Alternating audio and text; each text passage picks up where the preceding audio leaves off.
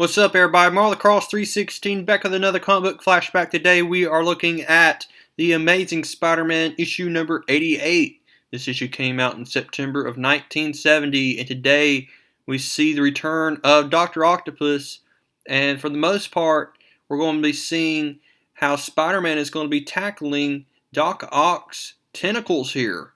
It looks like Doc Ock's tentacles are going to be controlled by Doctor Octopus himself. So how in the world is Spider-Man going to stop Doctor Octopus's most crucial weapon, which is his mechanical arms? We're going to find all this out in this issue today. Today's title is The Arms of Doctor Octopus. And so Doctor Octopus, as we've seen in this series so far, is pretty much one of Spider-Man's most deadliest villains. And Spider-Man is going to definitely be putting up a fight in this issue today. So do not click away. We have an exciting issue to look at today. As always, this issue is brought to you by Stan the Man Lee, who wrote this issue. We have John Romita doing the artwork, Jim Mooney doing the inking, and Sam Rosen on the lettering page. And so now let's go ahead and dive on into today's story. We begin the issue here, and it looks like Dr. Octopus's arms are being on display right here. As we see, there's a big crowd, and they're just looking on in awe here at Dr. Octopus's tentacles here. And this guy is giving a demonstration of just how powerful Dr. Octopus has been in the past. We know back from issue number 56 that Dr. Octopus was defeated by Spider-Man, and so Dr. Octopus is right here in this prison here.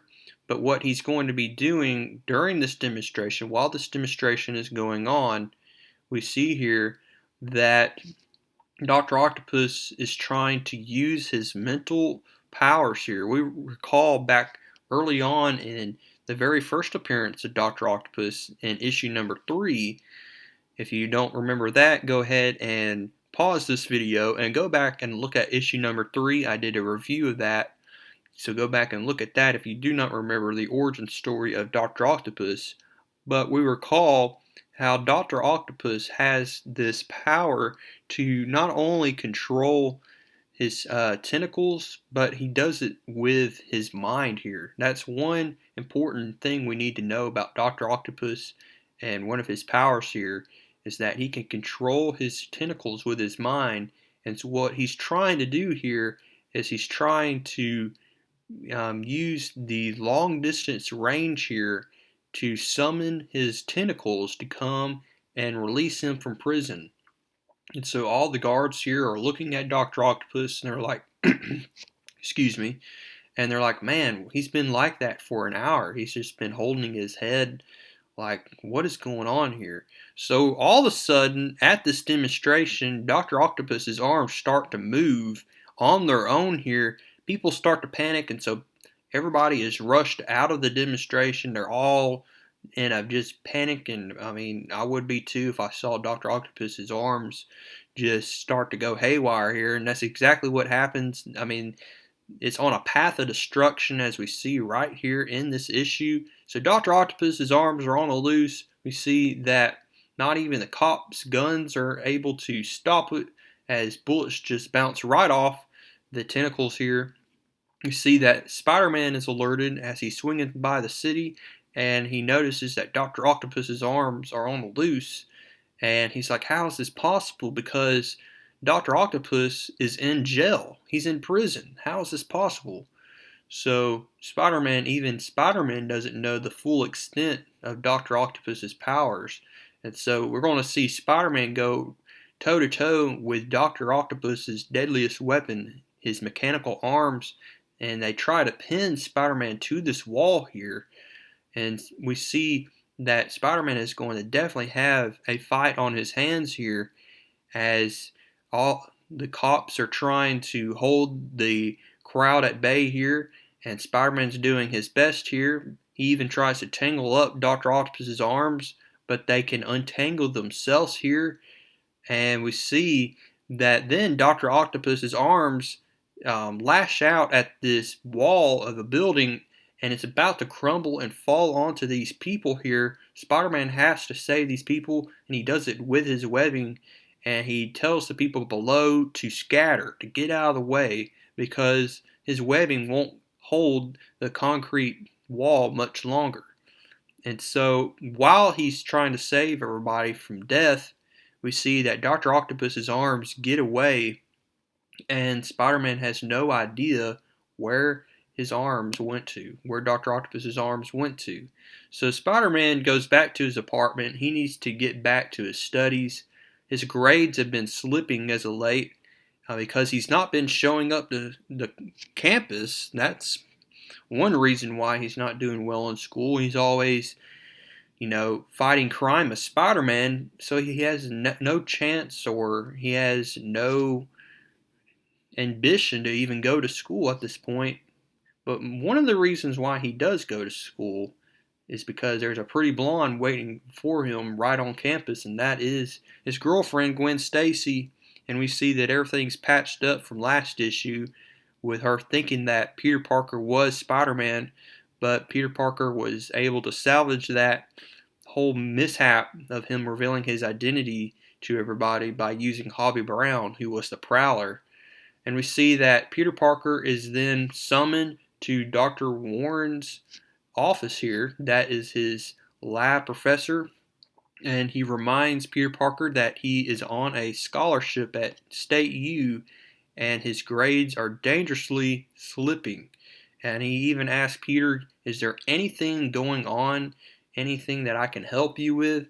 But Peter Parker just cannot reveal any kind of information to his professor without revealing his personal life as Spider-Man. So he, later on in the day, after classes are done, you see that Peter Parker and Gwen are walking together, and she says, "Penny for your thoughts." And he's like, "Oh, you'll be shortchanged." And she says that, and she pretty much offers that she wants to coach Peter Parker. So now let's catch up with Doctor Octopus's arms here, and it looks like they have reached the prison, and they're going to do exactly what Doctor Octopus has planned all along, and that is to break him from prison here. And that's what happens. We see one thing that we need to worry about in this issue is the safety of these people on the plane. So what Doctor Octopus is ultimately going to do is he's going to hijack this plane. So that's not good.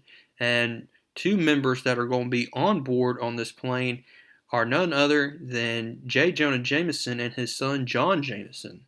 So they're on flight of this airplane, and there's also some more important figures on this plane, and that is General General Sue. He is from, it looks like, Vietnam, and he's visiting America at this time. And I can assume that he's from Vietnam. I can't remember, and they never revealed where he's from, but I'm just going to assume Vietnam.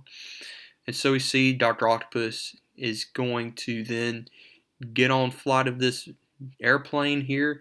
He said, "I'm not going to be, laying low in the luggage ramp. I'm going to just take this entire plane hostage." And so that's exactly what happens here. So he goes into the pilot's cabin, and he's like, "Everybody move over and do exactly what I say, and no one will get hurt."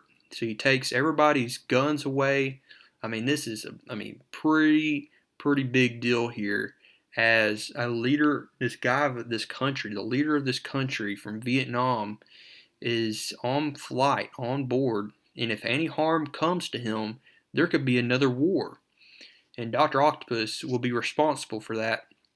And we see here that he learns that General Sue is on this plane, and he knows that the State Department will pay anything to Dr. Octopus to not have any harm on General Sue here. And so what he's going to demand is he's going to demand the pilot to fly the plane back to Kennedy Airport, and he demands to get $10 million. And if he doesn't, everybody on the plane is going to die. So that goes to show you just how dangerous Dr. Octopus definitely is. and we see that John Jameson is going to talk with everybody. He's going to have to say, we're going to have to play this game here, and we're going to bring General Sue. So General Sue meets Doctor Octopus here, and I mean, this is pretty much going on terrorism at this point. I mean, Doctor Octopus not only is a dangerous supervillain, but now he's acting like a terrorist.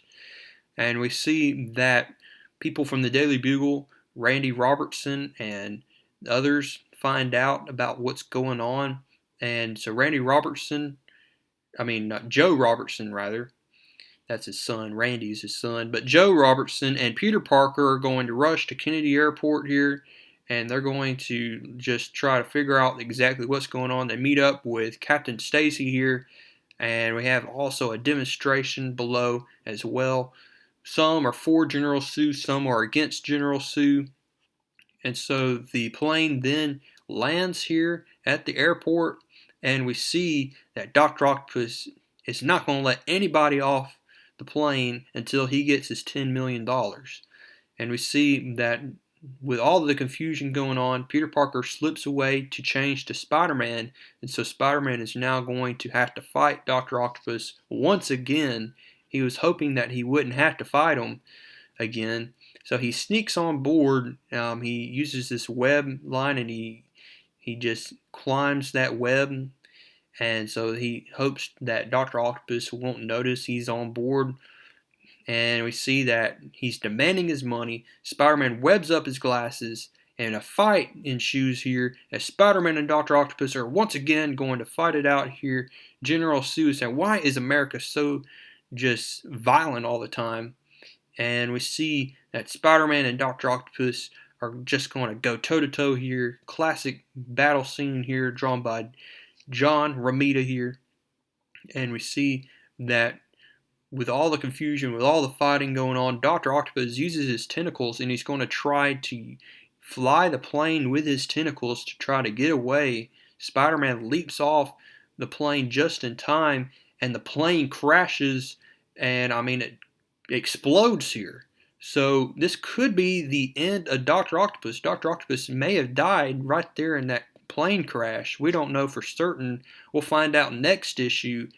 And with all the confusion, Peter Parker seems to be missing, but he was Spider-Man this entire time. So what's all this going to happen? We're going to find out if Dr. Octopus died or is he alive. We don't know for certain. But next issue, the title is To Live Again. So we can be certain that Dr. Octopus didn't die.